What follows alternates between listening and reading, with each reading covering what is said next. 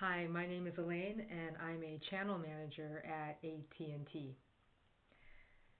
I enjoy being a channel manager because the role aligns with what I believe in, and I believe in education, I believe in supporting children, and I believe in supporting our communities.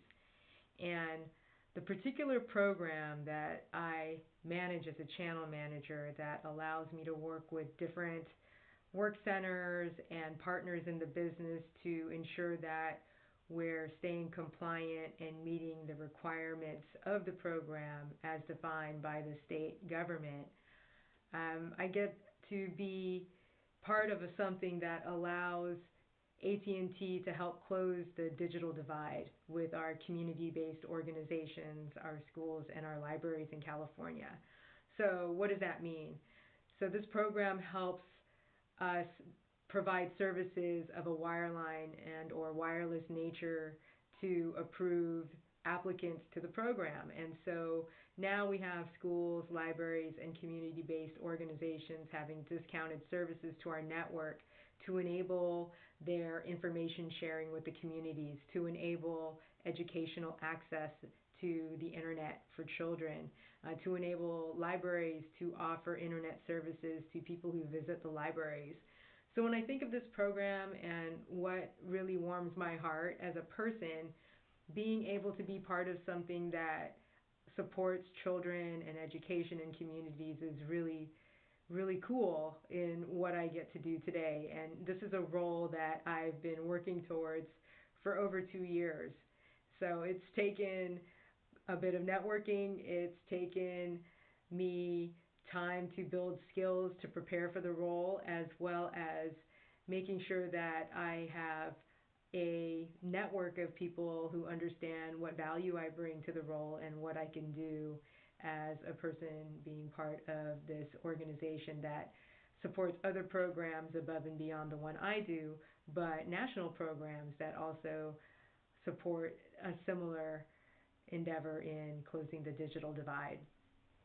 Um, my first job at the company was being a service representative in a business call center. So I took a test, and based on that test, I was able to interview and I got hired. And after about 6 to 8 months of initial training, I was put on the phones. And I really value this experience because this experience helped me understand all the different customers that we have from a business and consumer perspective, and how you communicate products and services to customers who may not fully understand what we have, how it gets delivered, how it bills, and how we have to repair or maintain these services. So being able to tell the story on the phone with a customer and hear their story about what they need to be successful, I think that was such a great job to learn how important it is to understand what a customer needs and how we're able to provide excellent customer services. And it's in the experience, right? I think Maya Angelou has a quote that says, it's not what we say, but it's how we say it. And that's something that I learned in my business service representative initial training. So in my career, the standout job for me, the one that I signed up for but didn't know what to expect, and I was very pleasantly surprised at how exciting it was launching a new service in Northern California in the Bay Area. So when you're launching a new product, you don't know all the rules, you don't know everything, so it really is fly by the seat of your pants and learn along the way. And I think one of the mantras that I had in this role was thinking about what John C. Maxwell says in one of his books. It's fail, fail often, fail forward. So even though it doesn't always feel successful, when you're launching a new product because you don't know what you don't know, as you go along and you learn, you get to learn more and how to do it better and tweak and be agile in the field with how you describe the product, how much the product is the product available?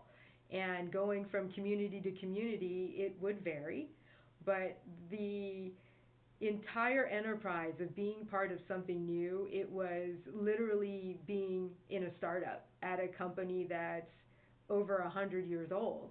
And it was exciting to be a part of something so new because it was something evolving and something different, and a product is exciting when it's brand new on the scene. So that was the most unusual job that I had, and it allowed me to be in front of customers. It allowed me to train third-party vendors to sell our product, and it allowed me to offer incentives for when a customer gets this product, they get a little gift card, or if a door-to-door person sells the product and they win, they also get some incentives. So it was really exciting to be part of something so brand new, and coming out of a role where you handle products that have tenure, that have a reputation, doing something new was really, really exciting.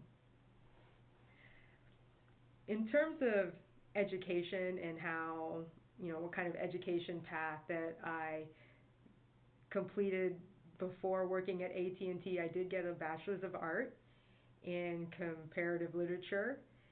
This is something that allowed me to use my qualitative and quantitative skills, where I'm constantly looking at themes or trends or data with a critical eye. So I'm able to discern what's a variance really quickly, or see commonality really quickly, and articulate it in a way that is compelling, that prompts thought, that prompts action or discussion. And in that capacity, having that degree really helped me understand how to communicate different messages for different audiences. And it shows up in ways that's verbal as well as written, as well as like on this video where it's more of an audio-visual format. So being able to take that skill I learned in my undergrad into my career has been very, very valuable, and something I didn't expect. I thought I was going to be reading books and going down the path of teaching a humanities course, but I think bringing it into this arena and in this industry has been exciting, surprising, and really, really heartwarming, because it's something that I studied and it still shows value today in my career. And as I progressed from role to role, learning never stops. I think learning is something that, as an individual, as an employee, you should take it upon yourself to always stay informed, always learn more about what you're interested in. If you're curious, stay curious. If you're not curious, get curious, because it's in that moment of curiosity where the space for learning opens up. And when we're operating with a growth mindset, that means we're very open to collaboration, we're very willing to trust others and take feedback, so we can evolve as technology evolves, as the workplace evolves, as the people we work with evolve. And during my career, I've gone on to keep going with learning, where I completed a Data Foundations Nano degree, where I could look at data now and do some data scrubbing, data wrangling, and put it in a sequence where it tells a story. And as time has gone on, I've found that data is like a grammar point in any narrative that I'm saying. So we have our subjects, we have our predicates, we have our nouns, we have our verbs, we have our adjectives, but numbers really punch up the story, and it provides a compelling reason to take action, or a point to consider, or a data point that offers a level of urgency, because with all these words plus a number, it really creates a different angle to what you're trying to communicate with your audience. So, education, I say, don't stop learning. It's so important to keep going, keep exercising that brain matter, so that way you're not really stagnant as much as you are moving. And it's in that movement is where we find pathways in our brain as well as in our life, as we network with other people in the company or outside the company, and we get more comfortable telling a story with what we learn. And if I were to just close with any words of advice, I would say be confident. Be confident with what you bring to the table. I know For me, it was a struggle to be confident all the time because I didn't always have the experience. I think if you have the confidence to grow in the experience and learn from the experience, that's something that will help embolden you to be very confident in the decisions and in your choices. And I would also say, listen to your voice of wisdom. You know what's right for you and what's not right for you. For me, as I was working towards, my next role and what's the next role at the company, really aligning that idea of supporting children, education, and communities as being important to me. By listening to that voice of wisdom, I arrived in a role that helps me do that in a very impactful way. So listen to your voice of wisdom. And, finally, speak up and take action. So there's ways to communicate hard messages. There's ways to communicate crucial conversations that you may need to have in your career. When you're confident and you're moving from a place of listening to that voice of wisdom, it's okay to speak up. Be respectful, say your piece, and state your case. But I think when we're quiet, that's where innovation starts slowing down. That's where learning starts slowing down. So speak up, and once you do, take action.